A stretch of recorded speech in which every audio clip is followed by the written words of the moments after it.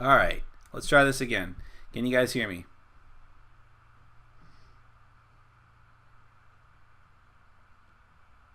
I will wait.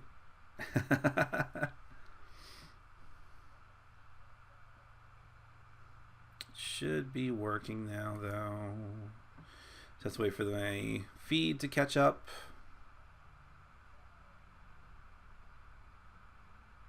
I guess I could check myself too.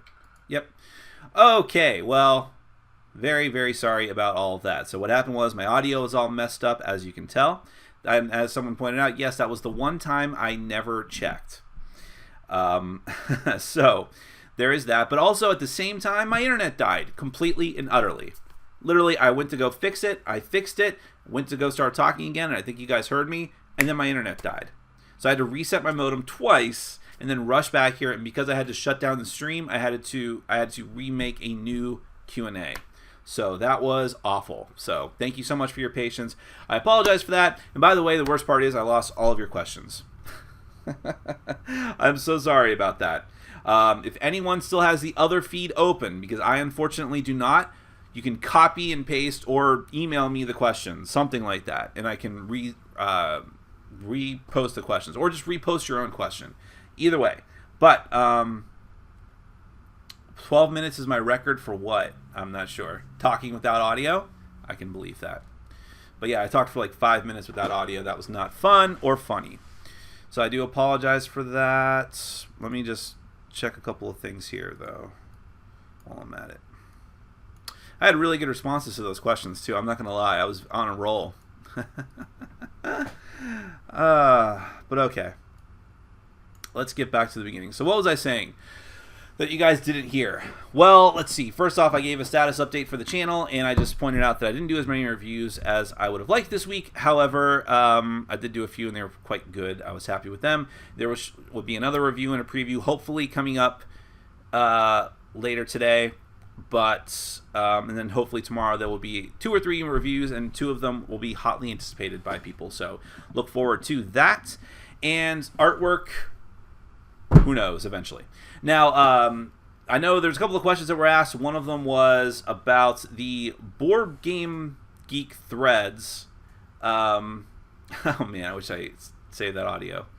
Someone asked me about Board Game Geek threads and how they always seem to just devolve into argumentative people just yelling at each other back and forth. And while that person didn't actually comment on those threads, he was reading them and was wondering if he should just stop.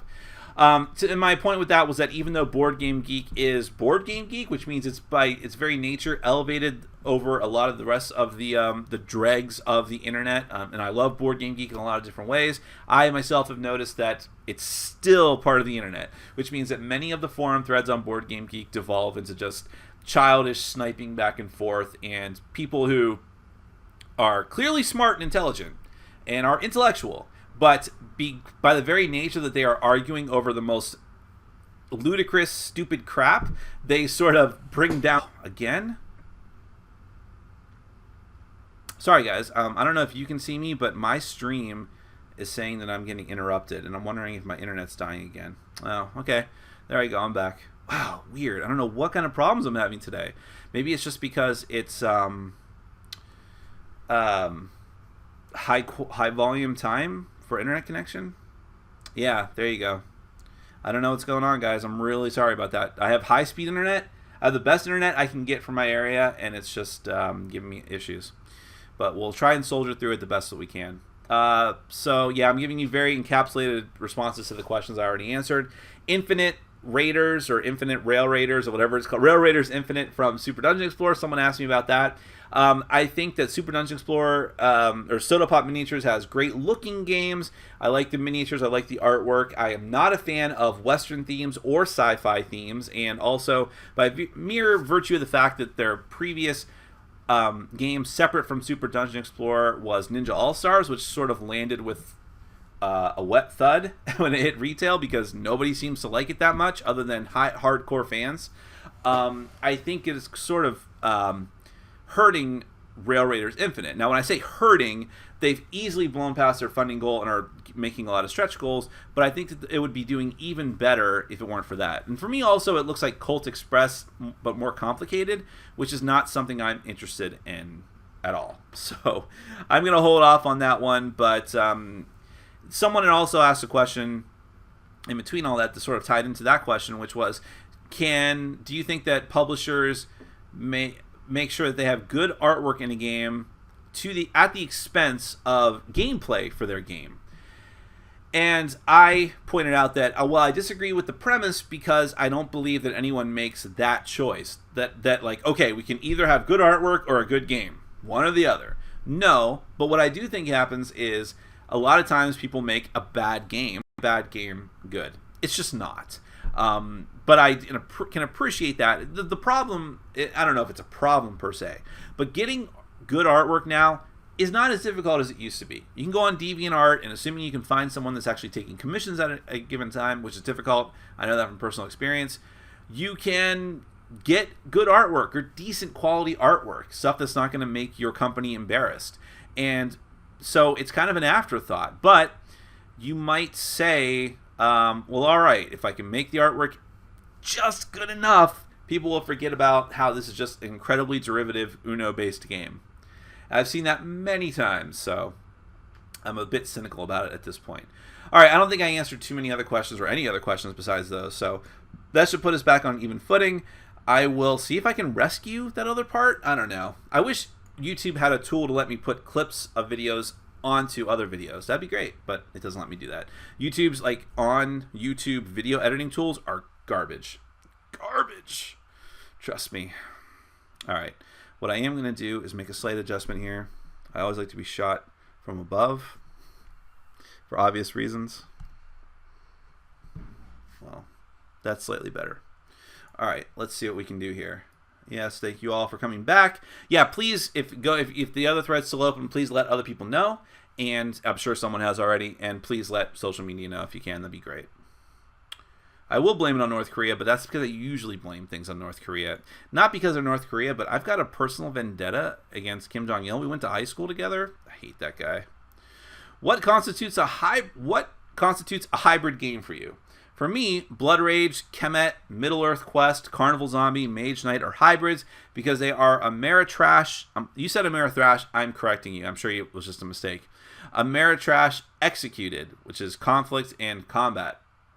Games with Euro mechanisms, while Seasons, for example, doesn't feel like a hybrid, even though it has an Ameritrashy theme. Thoughts? Well, I'm going to actually address the last part of your question because I'm actually curious myself what other people think about Seasons.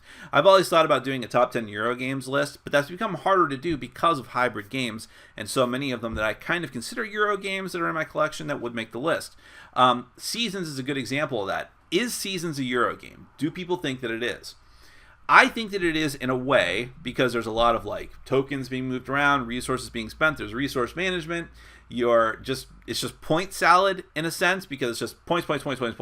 Get points on the track. Use those points to cast spells.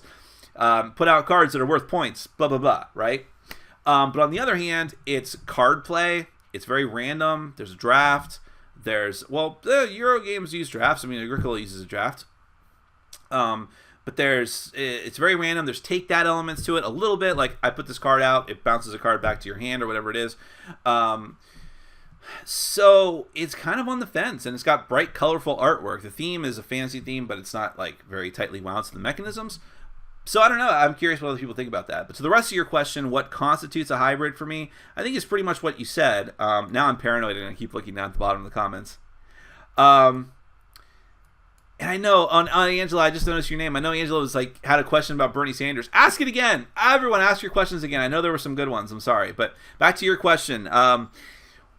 For me, I think it's what you said for a hybrid. It's got to have elements of direct conflict, but at the same time, it has very deterministic elements to it. It keeps luck down to a minimum. And it engages you with high strategy and not just tactics. Now, this is not always to the game's benefit. I think I do better from a personal level. I think I do better tactically than I do strategically. I don't do long-term planning well, but I do on the fly, outthinking my opponent at least a little bit better. I'm not bragging. I'm sure there's many people better than me at that. But that's how my brain works a little bit more.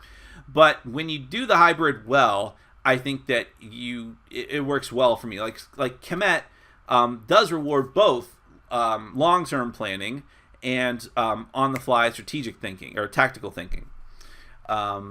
Carnival Zombie is an interesting case. Yes, Carnival Zombie, though, I would say the same thing because it certainly looks like a Euro game, but it is about shooting zombies in the face.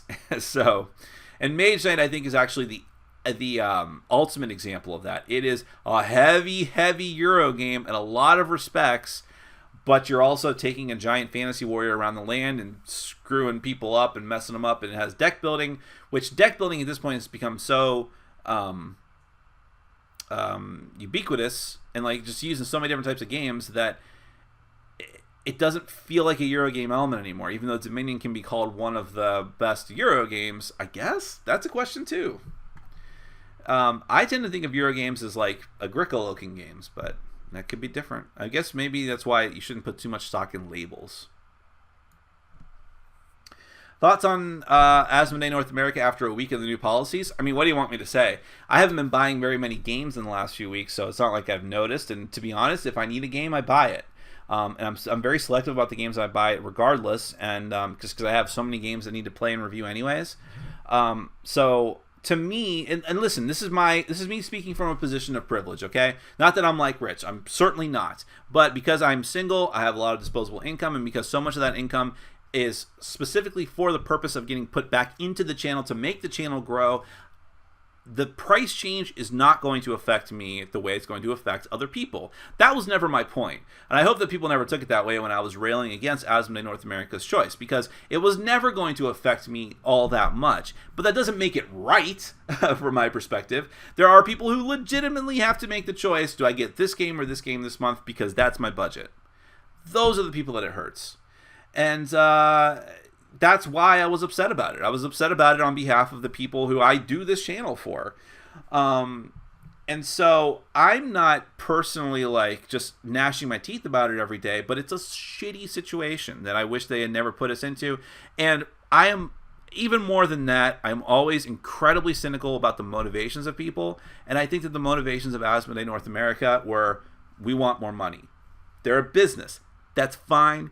Don't give us this song and dance about trying to save local game stores, because it's complete and utter bullshit. No one in any of the games, I mean, I'm in the South Florida. There actually are game stores here, okay? And they're major game stores, and they're hubs where people come to play, and they have tons of games on the shelf. No one is bothering with any of Asmodee North America's crappy tournaments. No one cares. There's a little bit of X-Wing, but even that is nowhere even near the scale of any of the other ones. There was a Netrunner group that failed because no one was showing up. No one's doing Seven Wonders tournaments. They were trying. I remember at Cool Stuff a couple of times they were practically begging people to want to get involved with tournaments for some of these games, and it just didn't happen because no one cares. Okay, so don't give me this song and dance about how that's your primary way to promote your games, because it's not. Maybe in very select areas around the country where people like keep pounding that and just doing it over and over again, trying desperately to get people involved. But you're not going to have a Magic the Gathering type response. That's what they want, and it's not going to happen. And this idea of saving the local game stores, even though friendly local game stores, or I'm just going to call them local game stores because that first part is completely up for grabs as to whether a store is friendly or not, and most of them are not. But local game stores are inherently broken at this point in time. They're a failing business model. They're in a lot of cases, they're incredibly unwelcoming to new people, the type of people that Asmodee needs in order to grow and expand their market. And telling us, like, using that as an excuse was such a fail. Because not only do we not care, most of us, whether these local game stores succeed or fail. I mean, I care as in like, oh, I don't want people to be out of a job. But you have a crappy business model. So, you know, not everyone can succeed doing things in a very poor manner. So why should I care? Instead, I care about the folks who, for whatever reason, are going to get their games online primarily, and now you are just sticking it right up in them. That's what's happening. You know, so if I may quote Robin quivers. That's what's happening.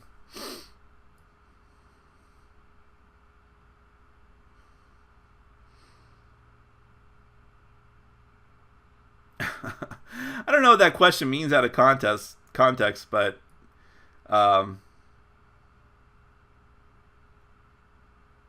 it says, if politics offends people, he should change the names of the places and candidates with those from TI3, and then everyone wins. I just talked about Rail Raiders. Favorite pizza toppings: pepperoni, sausage. I like all the meats. Extra cheese. I like white pizza because white privilege. No, white pizza. If you guys have never had that, because I know it might be a regional, not like it only is sold in certain regions, but maybe it's just like you may never have been growing up knowing what it was or eating it. But it's just cheese, the bread, and then they use like a special like olive oil sauce. So there's no spaghetti sauce, but I like it though because too much sauce, no good for me. No mas. Someone re-asked thoughts on this week's episode of Arrow. That's where we left off before. Yes, okay. We're officially caught up. I am behind because, not for lack of wanting to, but because I have been trying desperately to catch up on Supergirl. Because I stopped watching Supergirl off of the pilot just because, I don't know, it didn't really grab me. I liked it, it just didn't grab me. But now they had the crossover with The Flash, so I'm like, okay, I've been wanting to get back into Supergirl. Let me catch up with it now so I'm up to speed with whatever the storyline is. Probably didn't need to do that, but I wanted to anyways. And actually, I'm like one episode behind the last episode now. I like it. I like Supergirl. It's not a great show. It's not an amazing show. I think of those three shows, the Arrow is probably even better, I think. I think it goes Flash, Arrow, Supergirl. But Supergirl has room to grow. That's what I like about it. It's like, all of the characters are solid. The premise is solid enough. And some of the characters are stellar. I think Calista Flockhart as Cat Grant is amazing, even though she probably chews a bit too much of the scenery. And I like, that's kind of a spoiler, but I like Hank Henshaw. And even Supergirl herself is like very charming, very cute and bubbly, but also can do the transition between Supergirl and Kara very well. And so I'm really into that show. Now that I'm caught up, I'm also going to catch up on the last 2 episodes of The Flash. I haven't checked in with either of the other 2 shows since the break, but I'll be back with The Flash and then with Arrow as well, which Arrow ended on a cliffhanger. And Arrow's cliffhanger was Felicity leaving him, which I'm fine with because I'm not as much of a Felicity fan as everyone else is. I find her a little bit too cloying. I think she was fine as a sidekick. I don't buy her as a love interest. That's me. You can do whatever you want with the previous stream if you can get it. And now, again, I'm being paranoid and just going down to there.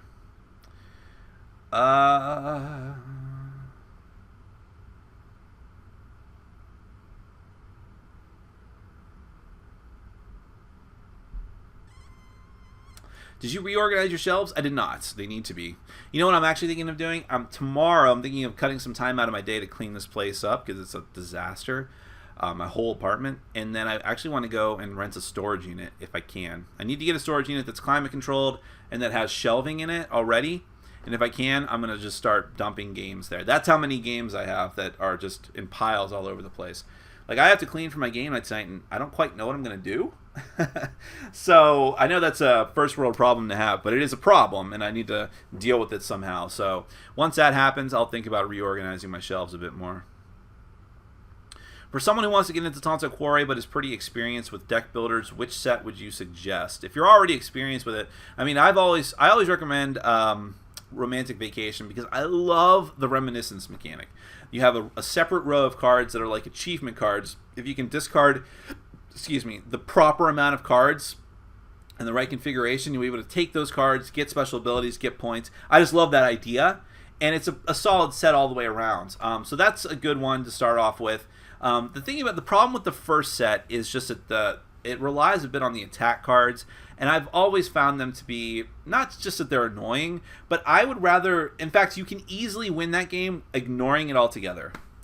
And ignoring the attack cards, like the bad habits and the illnesses. And I always prefer to do that. So Yeah, I would recommend a Romantic Vacation. Oktoberfest is good too. I know some people complained about some aspects of it, but I still thought it was good. I would actually put that as second, and then Expanding the House, and then the original. Which is not to say that the original is awful. It's just my least favorite of the four. All right, just checking my audio. I'm very paranoid about it now, I'm telling you. Now you guys have given me a complex. Well done. Do you celebrate Bugbear's birthday? I don't celebrate it. I know that it's this month. It's in a couple of days, actually. I think it's April 11th. I'll have to double check that. Because we don't celebrate it officially, I do tend to forget. I know it's in April, though. But listen, I love her. I mean, she turns 5 this year, which is a big deal. And I'll probably take her to the P-A-R-K. I have to spell it out or she'll go crazy. And I'll take her to the P-A-R-K. Then she'll get a B-A-T-H, which I also have to spell out or she'll freak out. And we have gotten her doggy ice cream in the past. They sell like that official little doggy ice cream that's good for them. Not good for them, but it's not lethal to them. So maybe I'll do something like that. Are you going to continue to review Asmodee's games? Yes. I mean, I reviewed Star Wars Rebellion. That was technically Asmodee games. This is from Fantasy Flight. I can't do that. You know, that would be cutting off... Well, that's not quite the analogy that's applicable there. But listen, if I don't do that, first and foremost, that's a huge swath of games from my channel that are gone. There are some companies that are persona non grata to me. I guess I just like that phrase today. Because I have personal issues with them and I just don't want to deal with them. Fortunately for me, those companies are like nobodies, and I don't care about their games. Their games are mostly shit anyways, and nobody on my channel cares about those games. So I'm perfectly fine with not reviewing them, and it's no sweat off my back. In fact, even if I didn't have that policy, because of how backlogged I am, there's a chance I wouldn't review them anyways. But Asmodee games are a big deal, and they're games that I love, and they're games that everyone else loves and is interested in. So I understand that I'm taking a moral stance on this, and you can call me a hypocrite for doing it, but at the end of the day, I have to review games, and those are the games that are a really big deal. But I don't think I'm wrong in still criticizing their policy and how they choose to charge people, while at the same time lauding their product. I mean, listen, I'm sure there's a lot of designers who are not happy with the way that they're running this thing and wish that they would not have done this, because it's only going to hurt their chances of getting their art, their product out to people, but they are still going to produce games. So I don't know. It is a touchy subject. I understand that, and I've had some long thoughts about it.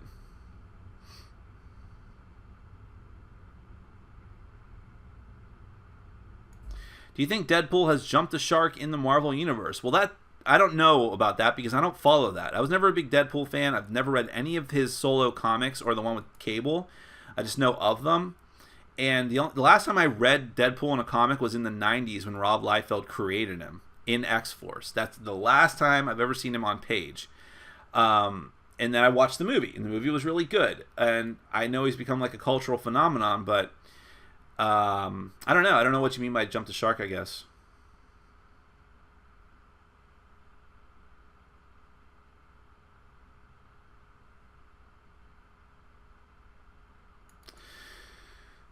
Well, here's another interesting point that Josh brings up here, and that's the hypocrisy of, yeah, let's save the local game stores. Oh, but some of our biggest games are in big box stores that directly compete with these local game stores.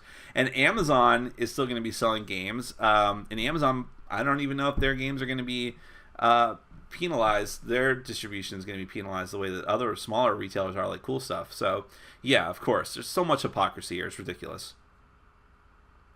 Opinions on Santorini. Do you think it's worth the $50? Well, I saw Santorini. I haven't looked into it too much. It looks beautiful. That is, of course, what everyone's saying. It's based off of a very old game. I was surprised by that when I read that. It was like a game from the 60s or 70s. And it's an abstract game. So that gives me pause. I don't really like very many abstract games. Very, very few of them, as a matter of fact. I can't think of any right now. So that gives me pause. However, I think that a lot of people do love abstract games. A lot of people love games that look really beautiful. And what's the name of the game? Roxley Games. Roxley is behind that. Roxley did Super Motherload. I can't believe I couldn't remember that name. Super Motherload, which is a great game. Really good game. Still in my collection, actually. They just came out with the second edition for some godforsaken reason. Even though the game was out for like less than 2 years. Maybe even a year. And they also did a game called Steampunk Rally, which I've never played and have no interest in, but people seem to like a lot. So I would say if you're interested in it, I wouldn't blame you for backing it. Amazon had Star Wars for $60 with free shipping. That's still pretty damn cheap.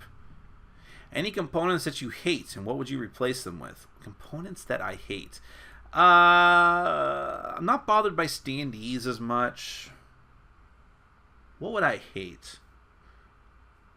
I find screens to be pretty annoying because they're never done well. I really want people to work on their screen technology.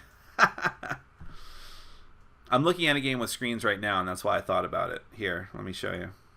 Because this will be a preview of a review hopefully going up today. I can't promise, though, because my time is very short today. But there it is. What could it be? So that will be up soon.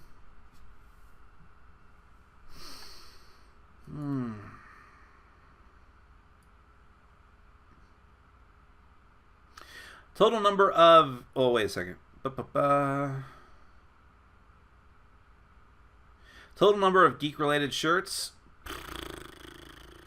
It's dozens and dozens at this point. But I don't think it's to 100 yet.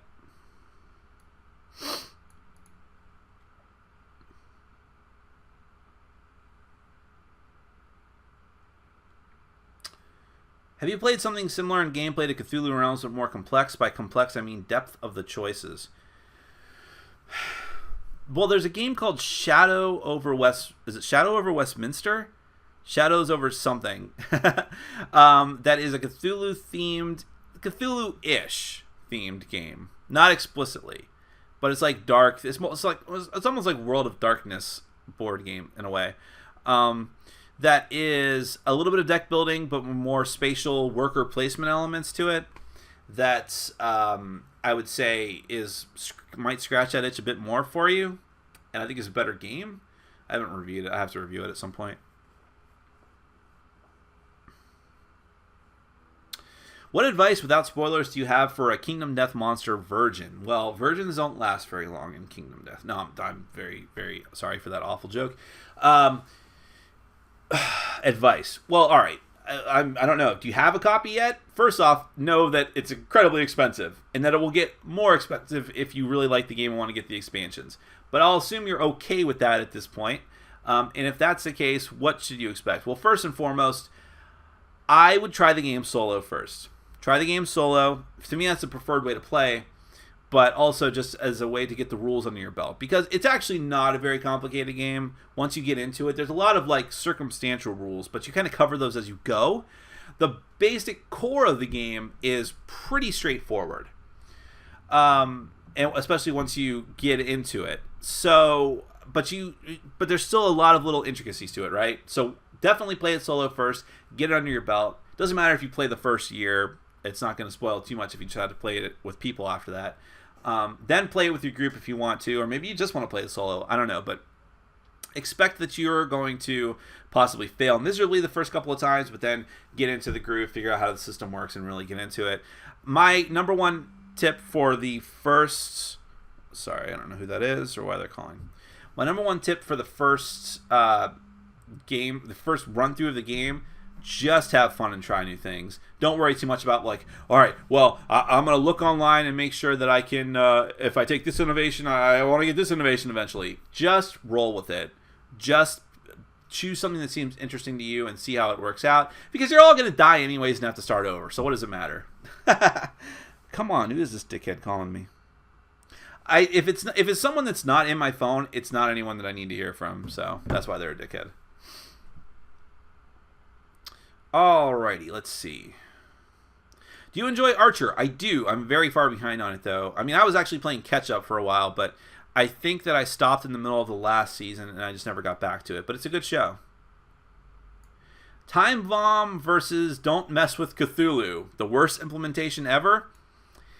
You know, I don't mind Don't Mess with Cthulhu as far as, like, the artwork goes, but yeah, it's a very awkward, really crowbarring that theme onto that game.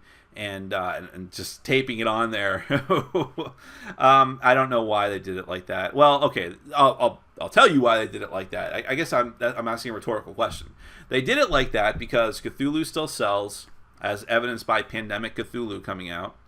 And they did it because I think this is more of a theory, but the overwhelming theory of people seems to be that they wanted to distance themselves from terrorists and bombs, which is an example of being PC, which I usually, whenever people say you're being too PC, I roll my eyes because usually we're not being PC enough. But at the same time, in this case, I am worried that they're only doing it for that reason, which is a dumb reason because, look, the terrorists and bombs are a thing. You can, if they're very, very general and non-specific, I don't see why you can't have it in a game. There's a game called Hostage Negotiator no one's up in arms about, so I don't know. Hey, Nick, I'm having a hard time organizing gaming groups. I am losing hope of actually maintaining a regular group because people just come at different times and there's little commitment to long-haul games like Descent, etc. And it gets me really riled up because I have my own regular group, but I want to bring it out to people who don't have a regular group, but they just don't seem to care. This is the eternal conundrum, right? And this is one of the reasons why, if I was going to make a case for local gaming stores continuing to exist, that would be the case. Because if you can't get it done on your own, then a public space that's safe enough to play is the next best bet. But of course, local gaming stores fail in that regard a lot of times. Try Meetup. I'm sure you already have, but if you haven't, try Meetup. Try Facebook group. Try maybe, I don't know if you did this, but maybe try not throwing them directly into a long haul game right away and work your way up to it. Get people's feet wet a little bit. Try like one scenario of Descent, see how it goes. Come back to it a few weeks later and like, yeah, I remember that game. Let's continue. That type of thing. But it's tough, and I've been having issues with my group too. I lost a lot of members of my group from just, I had like a core, maybe like 20 people. Like you can always count on, I have like 300 members in my meetup group, but very few of those people actually show up regularly. And I had like maybe 20 people who are always regular. So maybe they don't come every single week, but you can always count on them to come like a few times a month, right? I've had many of those people move away. In fact, two of my best friends moved away and are now moving up to Canada altogether out of the country. I just had people who are too busy. I had one person whose entire schedule just changed to nighttime shift and it's just gone. And so now I'm finally starting to get new regulars in who are becoming regular people. And, it's just one of those things. It comes in waves. I don't have the magic bullet for that, unfortunately. But I would say try every online resource you can and then just ease people into those long-haul games. Do you think there's going to be a great, not good D&D tabletop game, and is Wizards of the Coast the company to make that game? Sure. I mean, look, I think Lords of the Waterdeep is a fine game. It's just not very D&D themed, despite what it claims to be. I think that Tyrants of the Underdark has a shot. It looks really interesting. I'm very excited for it. It looks more steeped in the lore, at least in the Underdark lore of Forgotten Realms.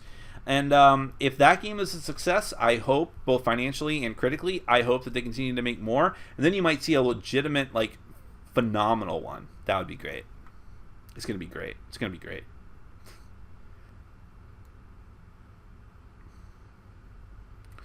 Let's see.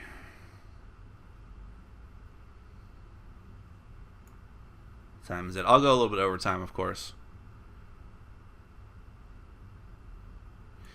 I've only been in the hobby for a little over a year, and I wanted to get your opinion on my library. Have I done good or very wrong? Note: Hanabi is deluxe, and what? Well, what are you talking about? I mean, am I supposed to look up your profile online, or did you copy and paste them further down? I don't know, but I think that Hanabi is good, and Star Wars Risk is good. Listen, here's my general opinion on this, right? Because I don't know where your list is. Your library is good if you enjoy all the games in it. If you enjoy all the games in it, and to a lesser extent, if the people that you invite over seem to enjoy most of the games in it, you done good. The French, Czechs, and Poles don't make German-style Euros. It is a disservice to call them Euros. Look, they're all the same to me. I'm just kidding. I'm kidding. But that's a great point. People call them Euro games, but games do have a very different style. In fact, and I've noticed in particular, the French are as diverse as Americans seem to be in making board games. But yes, German-style Euro games are a very specific thing. It's interesting how homogenized they've become with their games. Have you ever played Magic the Gathering? I've played it quite a bit. I started playing that game back in Revised Edition when that came out. And when Fallen Empires was out, it was like the first booster packs I ever bought. And I played it consistently with my group of friends, not on any official level. This was before Friday Night Magic. This is before a lot of organized play. It was just starting to really get going with organized play. But yeah, I played all the way up through Mirage and then stopped. I would still buy cards occasionally. Like I came back and bought like a box of Dark Steel just because I wanted to. And then I just quit for a long time. I got back into Magic in 2011, which is when I was dating my last long-term girlfriend, and she was still into Magic, and so was her brother, and I got along with both of them. In fact, I'm still friends with her brother, and her brother's coming to my game night tonight. But so because of that, and because they would actually go to like pre-release tournaments and sealed tournaments and things like that, I was like, all right, I'll get back into it. And I did, and I got really back into it for a little while there, and then I slipped back out of it. That was at the time of Scars of Mirrodin up through Avacyn Restored, I think, is when I stopped. But now I just buy the dual decks, and I keep up with it because I think it's very interesting. Look, Magic is an amazing game. I talk shit about the culture of Magic, about the aftermarket of Magic, and the whole collectible model. I'll go to my grave saying that those things hurt. While they're great for the profits of that company, I think that overall they've been a bad thing for the industry as a whole and the trends that they've started. However, Magic inherently is a great game. I just wish it had a better distribution model, but that's why I like the dual decks and why I hold on to those. Have you ever played any good tabletop sports games? Well, I don't know that I've played any based off of actual sports that are good, but I've played like Chaos Ball, and I really enjoy that. And that's like weird fantasy rugby mixed with soccer. So, are you going to give the Star Trek version of Mage Knight a try? Of course I will. I'm very interested in it, as a matter of fact. Asking again, I guess this is from the previous one. Sleaziest? I think you mean Sleaziest publisher. Favorite craft ciders? Or have you traveled much? Let me answer this in reverse order, because from easiest back down to hardest question. Have I traveled much? No. I've actually never been out of this country. It's very interesting because people think that I have, because I have a much more expanded progressive worldview of like people and cultures and being very accepting of all of them. But I have traveled to many states in this nation. I started off in Ohio. I've been to New Jersey. I've been to Maryland. I've been to North Carolina, South Carolina. I've been to Georgia, Virginia, New Mexico, Arizona,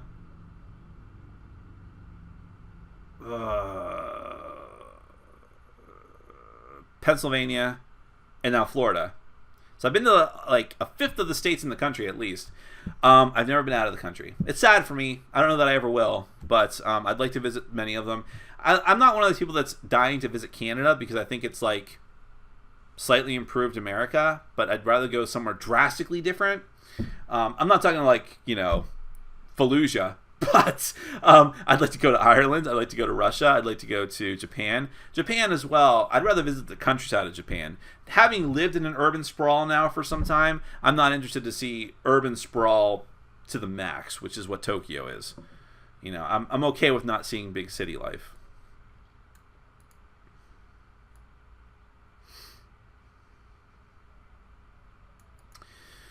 Okay. Oh, and I'm sorry. You did have two other questions. Favorite craft ciders. I'm really fond of Angry Orchard's fine. Strongbow is good. Reds is good.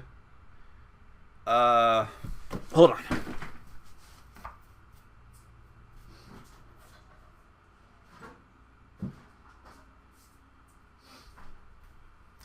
I actually went to my local liquor store because I'm a raging alcoholic and was trying out some different ones. So you have Original Sin here, which is pretty good and it's very strong for a cider. 6.7% alcohol.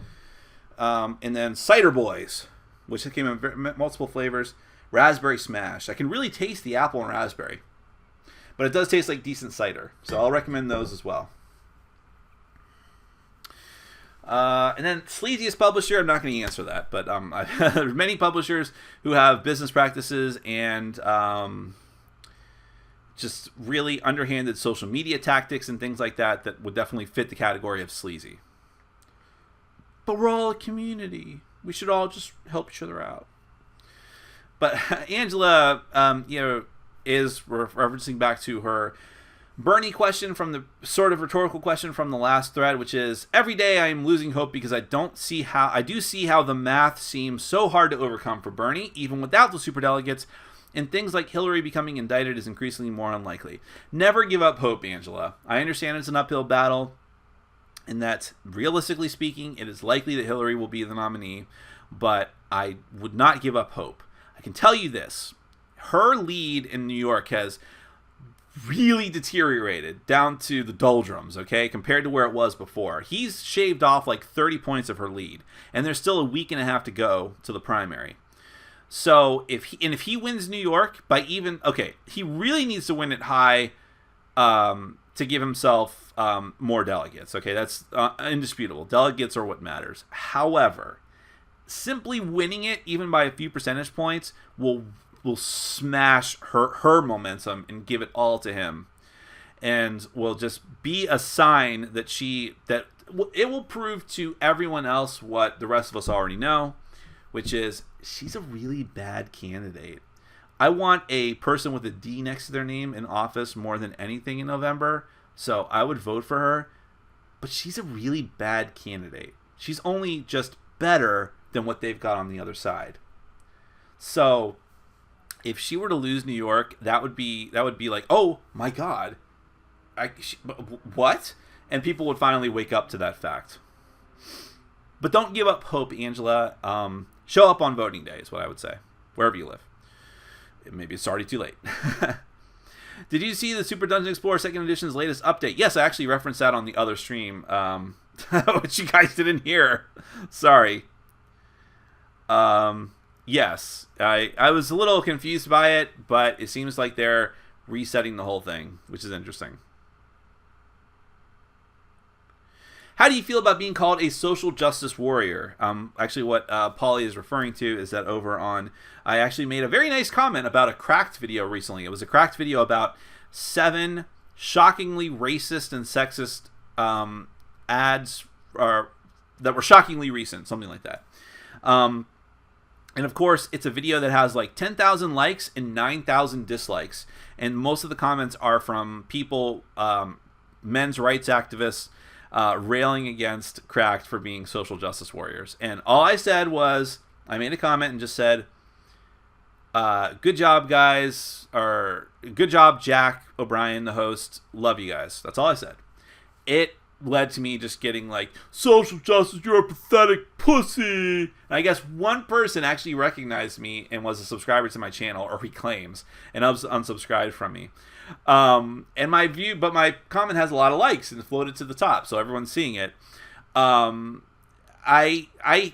so the rest of Paulie's question is, how do you feel about being called a social justice warrior? Even though it's a pejorative term, I am happy to be considered as someone who thinks social justice is better than social injustice. Thank you. Like, that's seems pretty obvious, right? But let's make it very clear. The people who are making fun of people like that are a mixture of two people, right? Two types of people. First off, they are males from like age 12 to 30 for the most part. And they're people they're utter losers. They can't get dates. They can't get jobs. They are probably still living with their parents. And they have trouble adjusting and being friends with anyone other than people in their same demographic. And they hate them. They hate themselves. So that's number one. Number two, they are people who are probably rejected specifically by women in the past. There are people who are probably, maybe they lost out on a job from a minority at some point. They only want to be around people that look like them, that act like them. And also, in a broader sense, especially with men's rights activists in particular, they are losing their power. Now, does that mean that men are becoming unequal, that men are being mistreated unfairly? No, of course it doesn't. What it means, actually, is that up until recent times, men have had an overwhelming amount of power and influence, and especially white men in particular suppressed every other marginalized group to an extreme amount. And we are just barely equalizing that. And what that means, what equalization means, is that women are allowed to have more of a voice, and women are allowed to be the leads in movies now, and, you know, be strong, powerful women on camera, and talk about the way that they've been mistreated. And gay people and transgendered people are allowed to have equal rights, and minorities are, affirmative action is a thing because they were so held down and held back for so long, and because their community is still in shambles. But that is taken as, oh, you're suppressing white men. You're unfairly treating us. You're taking away our power. How can we let that happen, you social justice pieces of garbage? And that's what happens. So, but just keep that in mind whenever someone is complaining. They don't have a legitimate point. Their point is that people being treated fairly is bad. But they won't say that. They'll give you a long list of reasons why. But none of them will make any difference. Does price affect your decision to buy a game? Well, I was saying earlier that, you know, things like the Asmodee price hike does not affect me, right? But we're talking about, that's percentage, like 10%, right? I will not buy a game if it's like really ludicrously expensive, regardless of what I think it's going to do for the channel. Like, for instance, I've wanted to try Cave Evil, even though I know it's probably not good for me. But I don't want to spend the money on it because it's very expensive, and it's from a company I don't know their track record. And they've said explicitly on their front page, we don't send copies to reviewers. So guess what? I'm not reviewing it. It's just not going to happen. What do you think of Hillary's pledge to expose aliens? One of the few things I like about her campaign. No, I think it's whatever. I will say someone had a good point. Maybe this was on the Young Turks. I don't know. I've been watching a lot of political stuff lately. But someone brought up the interesting point that, okay, obviously, I hope I'm not in the minority of people watching the show when I say that, sorry, I lost my place. I'm just trying to find it again. That aliens have never visited this planet. They never have. I'm sorry. No one's ever been abducted. You know, there's no cows being taken and mutilated, and, you know, all these crop circles and stuff are all just bupkis, okay? I'm sorry, it's just the truth. Now, hopefully at the same time, you're wise enough to realize that because the universe is vast beyond any human being's individual comprehension, of course there's life on other planets. In fact, it's likely that there's life that is as intelligent or more so than us, and there may even be life that is capable of space travel, but I assure you they have never come here, okay? Having said that, the point is, by keeping all this stuff classified, right? By keeping the mystique of Area 51 and having all these redacted documents and being secretive about it, you are fomenting these conspiracy theories. People are just filling in the gaps themselves, and that's how people go crazy, okay? And conspiracy nuts and the vast conservative right-wing movement in our country go hand in hand, okay? Distrust of government. If you want to nip that in the bud, or at least help nip that in the bud, this is how you do it. You declassify all this crap and say, here's all the Area 51 documents, okay? But the problem is, and as people will tell you, maybe there weren't aliens there, but they were doing something else they shouldn't have been doing. But my opinion on that is, it's been 60 years, 70 years, enough already. Enough. I mean, I don't care. I don't care if you were... I mean, look, we know horrible things our government has done already. The Tuskegee Airmen experiments, just really what we did to the Native Americans. Do you think anything you did at Roswell regarding, like, secret stealth technology is going to bother us? Enough already.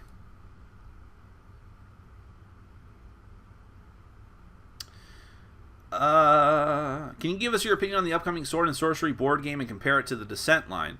I don't know enough about it. I made some comments that people got upset about during my old Kickstarter update because Sword and Sorcery looks so generic from the name to what the gameplay videos look like. But it might be fine, and I don't know what it compares like to Descent. Any chance of doing a short weekly news Kickstarter Nick Thinks video? Probably not. I just don't have the will to do that. I'm already busy trying to get reviews out and top 10 lists out and this new series I want to start. And honestly, my Q&As are a way for me to discuss the news with you guys and to give you some news. I think there's plenty of other good news sources out there. There's Eric Martin's blog is great. A great place to learn news. So check that out.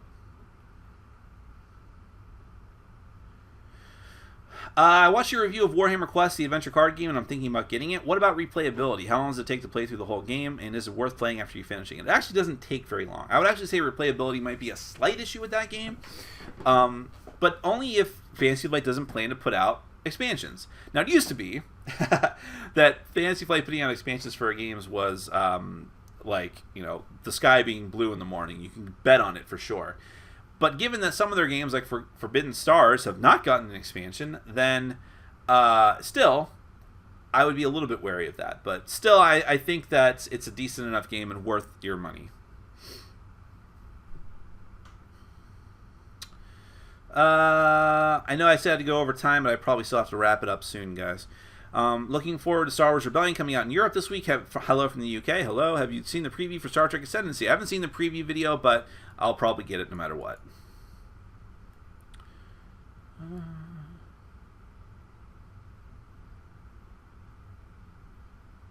Oh. A couple of people mentioned politics were not their favorite parts of these Q&As. Yeah, I understand. Listen, I don't make it a point, but if I'm asked about it, like you'll notice I never come onto my Q&A and I'm like, all right, we got to talk about these primaries, guys. No, people ask me about it and I'm just honest about it because anytime and I've had people in my group say, why do you bother with that if you know that some people don't like it? Number one, some people do. But the other thing is I've always seen my channel as, look, there's so many board game related channels out there in media, right? And you have to ask yourself, like, how much more important is it for me to watch a review as opposed to just read some comments on Board Game Geek? Well, what myself and other reviewers who are like me are selling, so to speak, on these channels is ourselves. And so I've never seen the point of holding back. There's things I hold back, of course, in my personal life, but when people ask me a question directly and it's about something that I can comment on, I don't see the problem in answering it. Other reviewers who do Q&As or just answer questions on Board Game Geek seem to be more hesitant to do that because they don't want to risk alienating anyone. Like, oh, if I tell you I'm a progressive, that's going to annoy you as a conservative or vice versa. Or if I tell you I'm an atheist, then that's going to annoy you because you're Christian or vice versa. And people just don't want to talk about these things. But I don't know. I'm like, it's out there. If you make your judgment call. If you can't enjoy my reviews because I'm a Bernie Sanders supporter, then I don't know what to tell you. But I am who I am, and I would find it more annoying and I would find it would hurt my Q&As to be constantly just avoiding questions, having long silences as I scroll through. I'm like, I'm not answering that, I can't answer that, I can't answer that. And just avoidance, the pressure of lying all the time or lying by omittance. No, just I'll answer the question. By the way, Eric, I'm not coming down on you. I know you were just bringing that up as like a jokey thing, like replace all the names with Twilight Imperium names, and then I'm talking about games. It's not politics, but I understand. I was just taking that and running with it. If you could be any animal, what would it be? A dog, man. Dog, of course. Get taken care of by humans, get awesome food all the time. It's the best. Any thoughts on the Valeria deck building game? Is it deck building? I've had it sitting here forever. I do need to get it played. I really do. I do want to try it. Nick, I'm into craft beer and would like to collect beer-related board and card games. Would Kanto Kore Oktoberfest be an okay game to play and enjoy if I've never played any other game in the series? Yes, it's fine on its own. Any of the Tanto Kore games are fine on their own. So check that one out. It's not that beer-related, but it's enough, I guess. It sounds like you shoot a lot of your videos at night. Do your neighbors ever complain or request that you just make sex noises instead of talking about games? I don't have any complaints. So I'm on the corner of my building, and our buildings are just like a row of apartments. So there's just one. So it's one on set. It's 2 floors, but there's only one apartment on each floor per segment, right? So I've only got 2 neighbors, unless you want to count my kitty-corner neighbor up above. But my neighbor above, I think they're actually empty right now, and they never complained. My neighbor to my east has never complained about the noise, although she probably could. I'm sure she hears me all the time, but I don't know. I would think she would complain about my dog howling all the time, and she never has done that.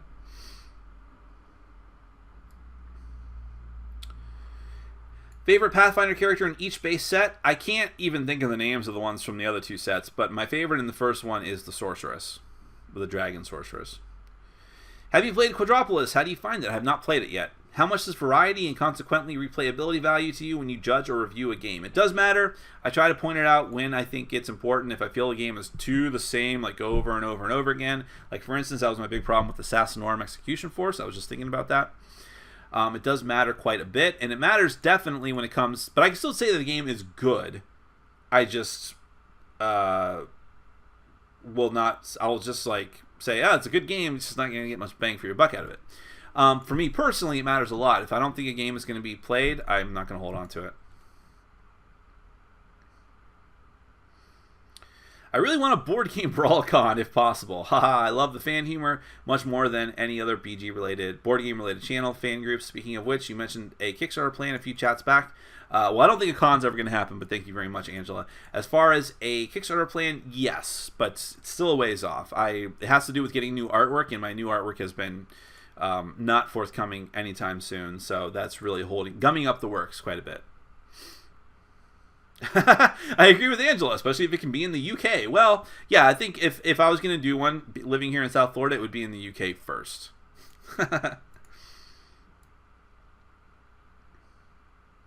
Somewhere central to Chicago. Everyone, let's just vote. Let's just put it to a vote. I can't answer that question, Mark, because for reasons. We'll get back to that. But I do like the second part of that. Feelings on Descent, I am thinking of taking the plunge. I think Descent's a fine game. Watch my... sorry, I don't have a review yet, but there's plenty of information about that game. I think it's pretty good, though. If you can play it campaign style, if you have a group that's dedicated to it, find out first, insta-buy, I guess.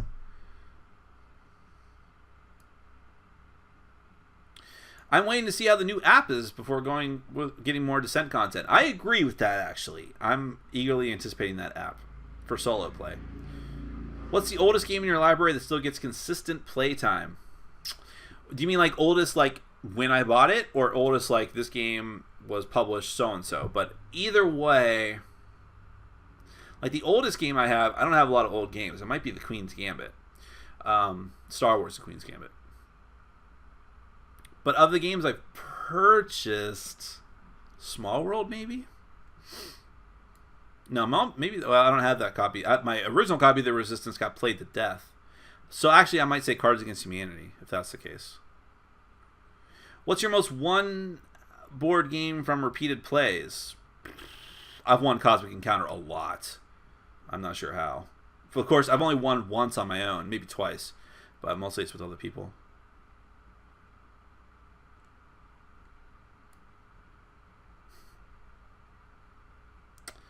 Post Dice Tower Nick with no filter is much better. Me not having a filter was part of the problem before, so I don't think that's changed. Nick is an Ohio boy. Where did you start off, Nick? No, where I started off was Ohio. I'm in Florida now. I was in Ohio until I was 17. Maybe 16. No, 17.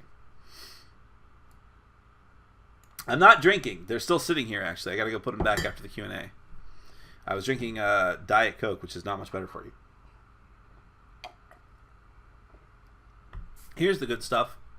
How do you feel about the last episode of The Walking Dead? I think it was shit. I mean, I think it was people driving back and forth for 40 minutes, intercut with 40 minutes of them absolutely ruining one of my favorite characters on the show. Absolutely. They are wrecking Carol's character. Now, I understand characters need an arc. And Carol being by the way, if you don't want any kind of spoilers, stop listening for a few minutes. Carol being a murderous Punisher, Rambo type character, fun as it was and how much I enjoyed it, wasn't going to last forever. We all know this. But her turning into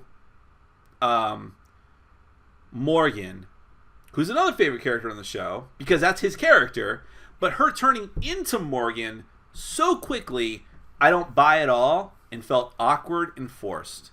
And spending that much time dwelling on it in that episode was awful. So I don't mind. Again, it could have been an arc, but make it an arc. Don't make it a, well, this has to happen now. And shove it into the season finale. So that was dull and dumb. And then the ending, of course, which everyone's talking about, where they wouldn't show you the, I'll just say it, they wouldn't show you the on-screen death. And people were like, is it Glenn? Because Glenn dodged death's door before, and he's the one that, spoilers, I guess, gets killed by Negan in the comic. But who cares? Who cares? Just show us. It's so stupid. And one of the producers was like Nicotero, I think it was like, just trust that we have a plan. No, your plan, you don't have a plan. You have no plan. You have nothing. So I am really disappointed in that, but that show's kind of been waning for me anyways.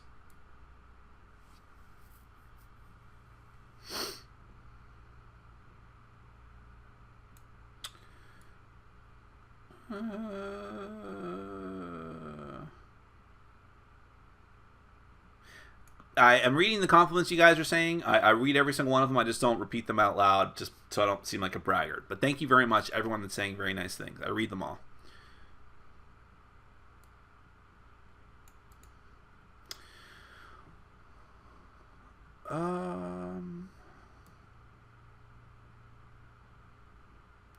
I have to ask, sorry if I sound like a prick. I do not mean this in any bad way.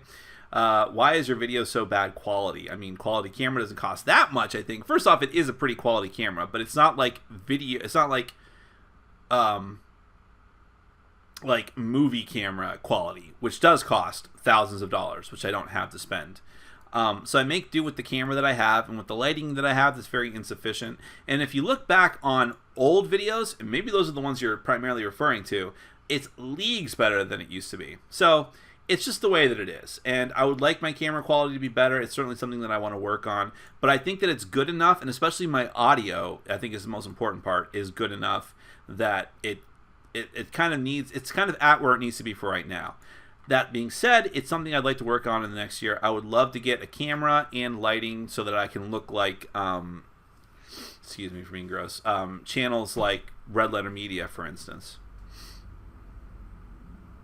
Well, even better than them, quite frankly. They don't have the best video quality, but like some of the PBS channels or something like that. Who is your favorite Transformer?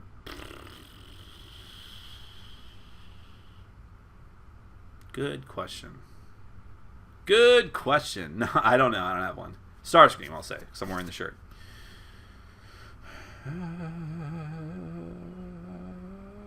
Favorite Antoine Bowser game? Sorry, guys, I'm skipping some because I'm going to have to wrap it up. Favorite Antoine Bowser game? We'll end on this question. Oh, it's good. I really like Antoine Bowser. I will say Ghost Stories. And we will leave it at that, folks. Thank you so much for all the trials and tribulations this morning and jumping back over to this one. I apologize for the